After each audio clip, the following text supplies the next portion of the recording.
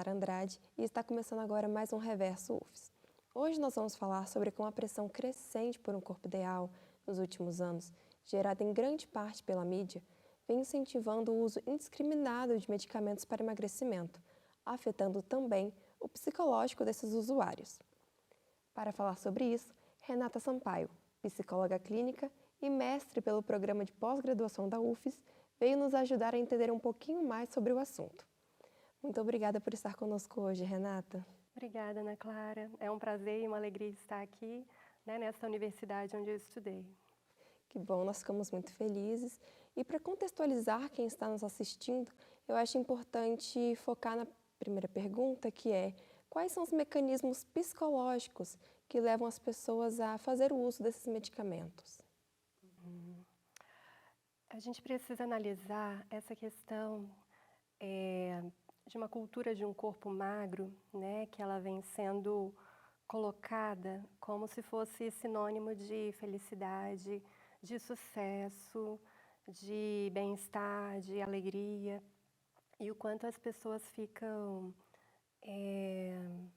fissuradas, obcecadas por isso, Então, a primeira questão é como que esse ideal ele vem sido produzido socialmente. E os mecanismos que as pessoas utilizam em busca disso de um modo rápido e, digamos assim, entre aspas, não trabalhoso, porque as pessoas querem respostas rápidas sem ter que fazer grandes esforços por isso. Então, a busca do medicamento vem: eu quero algo que me faça perder peso rápido, sem que eu tenha que ter muito trabalho, sem que eu tenha que entrar numa dieta, numa reeducação alimentar, sem que eu tenha que fazer uma atividade física. Então, o que leva as pessoas à busca da medicação é justamente uma falta de paciência, por enfrentar processos. Com certeza, para ganhar quilos, peso, não foi uma coisa de um dia para o outro. Para perder também de modo saudável, é um processo. E para as pessoas não estarem, muitas vezes, dispostas a enfrentar processos, a medicação vem como uma possibilidade rápida, mas que é muito arriscada. Sim, e como esse uso que vem de forma tão arriscada e perigosa pode acabar agravando também transtornos como ansiedade, depressão, transtornos de imagem, e distúrbios alimentares. Sim, até mesmo porque a gente precisa entender a nossa relação com a alimentação. E a comida, algo que culturalmente ela sempre está inserida na nossa vida em contextos festivos, tudo é motivo de comida, churrasco, comemorações. A gente precisa entender o nosso modo como a gente se relaciona com a comida, E tirar a comida de um modo restritivo, de uma dieta maluca, ou então um modo de inserir uma medicação que muitas vezes vai interferir no nosso sistema de saciedade, porque essas medicações que são utilizadas para emagrecimento, são medicações que vão interferir no nosso sistema de saciedade. Então, a pessoa ela vai consumir e já vai estar saciada. Só que o uso disso é um perigo, porque isso pode afetar no processo da pessoa de se sentir bem, de sentir prazer, porque comer é algo prazeroso. O fato dela comer pouco e já estar saciada, o quanto isso pode afetar em relação a transtornos relacionados à ansiedade, a transtornos compulsivos, transtornos de alimentação, que aí entra a compulsão alimentar, entra anorexia, bulimia. Então, a gente tem que ter um cuidado acerca disso, porque essas medicações elas vão interferir no nosso modo de sentir prazer. Porque se agora eu vou ter menos prazer com a alimentação, eu vou sentir prazer com o quê? Então, é algo que é muito complexo, seja a via de uma medicação para emagrecimento, seja até mesmo o próprio processo de uma intervenção invasiva, cirúrgica, bariátrica, o quanto que A pessoa ela precisa estar bem psicologicamente para poder passar por esses processos, porque realmente isso pode agravar, né, quadros ansiosos, depressivos, justamente por interferir no sistema de recompensa, prazer, saciedade e satisfação da pessoa. E como a obsessão por padrões estéticos pode agravar esses distúrbios alimentares, sendo que elas são, em grande parte, promovidas também pela mídia, porque as pessoas enxergam uma representação, talvez, de um corpo ideal, de um corpo que está em forma por 365 dias do ano, e ela acaba almejando aquilo. Então, ela recorre a esse método mais rápido, porém perigoso. Como é que a mídia também, na sua visão, que já vem estudando, contribui para esse cenário? Nós sempre tivemos, isso há muitos anos, antes de redes sociais, revistas que vinham vendendo uma boa forma, o corpo perfeito. Só que antigamente isso era de um modo muito pontual. As pessoas elas esperavam chegar a assinatura da revista, Boa Forma, Cuide do Seu Corpo, enfim, seja lá qual revista. Elas tinham acesso àquele conteúdo, liam, aprendiam as técnicas de emagrecimento, de cuidado com o corpo e acabava ali. Quando a gente tem a rede social, a gente tem algo que produz de um modo infinito esse aspecto de um modo de produção de subjetividade acerca, né, de como que tem que ser o nosso corpo. Então, isso agora está presente o tempo inteiro, 24 horas, na palma da mão, o que torna isso acessível e também delicado e perigoso, porque qualquer pessoa tem acesso, né, a dicas e a meios de emagrecimento, que não necessariamente são meios confiáveis, e há também um certo modo de consumo de um estilo de vida, de pessoas, porque antigamente nas revistas, quem que nós víamos nas revistas? Víamos famosas, modelos, pessoas inacessíveis. Hoje em dia, quem que a gente vê diariamente nas redes sociais? Pessoas que parecem ser como eu, como você, como qualquer outra, né? Blogueiras, influenciadoras, mostrando que se eu conseguir atingir esse corpo, você também pode conseguir, basta comprar o meu curso ou consumir, né, isso que eu estou te mostrando aqui, que você vai conseguir.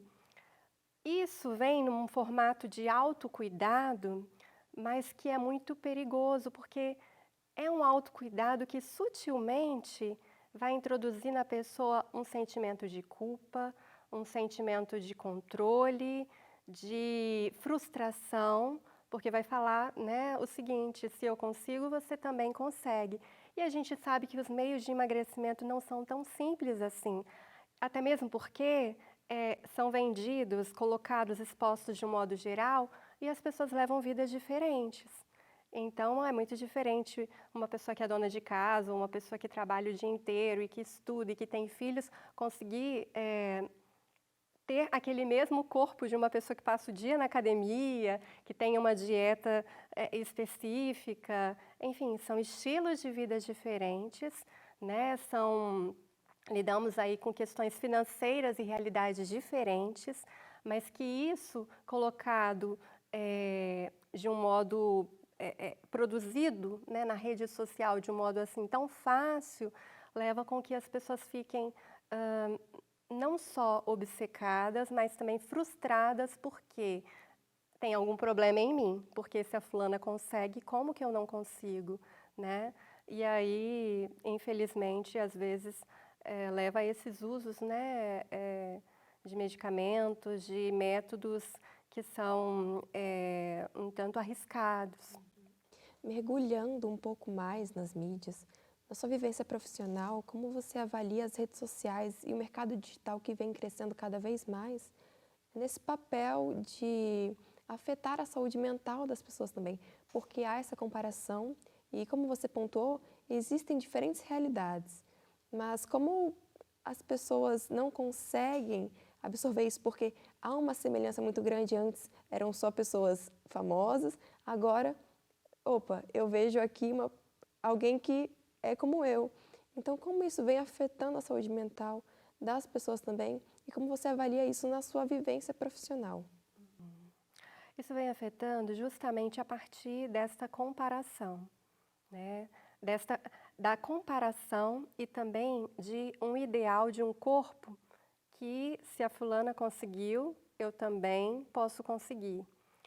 E também na produção de desejo do ser humano. Talvez a pessoa, não sei, se não tivesse tanto acesso assim, de uma forma, se ela não fosse tão bombardeada por isso, não sei se ela ficaria tão preocupada com quilos a mais, enfim, com melhor corpo. Mas isso, estando acessível de um modo massificante, né, crescente, infinito, né, entra como uma produção de desejo da pessoa. Então, às vezes, se a pessoa está insatisfeita com um quilinho a mais ou outro, isso daí começa a afetar a pessoa. E aí, aquilo que vem de modo fácil ali, né, numa rede social, com dicas, né, com cursos, ou seja lá do que for, de quais métodos, vem como proposta de eu vou tentar seguir também. Só que a gente sabe que as coisas elas não funcionam de um modo para todos, né? E aí entra frustração, e aí entra ansiedade, e aí entra angústia, que muitas vezes vai levar a pessoa a recorrer a fugas também pela via do quê? Da alimentação, o que é um grande perigo, né? Porque a alimentação é algo, como eu disse, que também é prazeroso, né? E que entra também como sistemas de recompensa, né? Trabalhei o dia todo, eu tenho direito a comer um doce, eu tenho direito a comer um churrasco, eu tive um dia árduo, né? A comida, ela entra nesse lugar também, que é um tanto delicado. E na sua visão profissional, quais seriam as medidas mais eficazes, então, para mudar esse cenário e promover uma aceitação melhor por parte das pessoas, para que elas se sintam bem consigo mesmas? Acho que assim, a primeira coisa, né, que é essencial é a análise, né? Eu coloco a análise enquanto processo de psicoterapias, né, para que as pessoas elas possam refletir sobre o que eu não estou bem comigo mesmo, o que eu não estou bem com o meu corpo, né?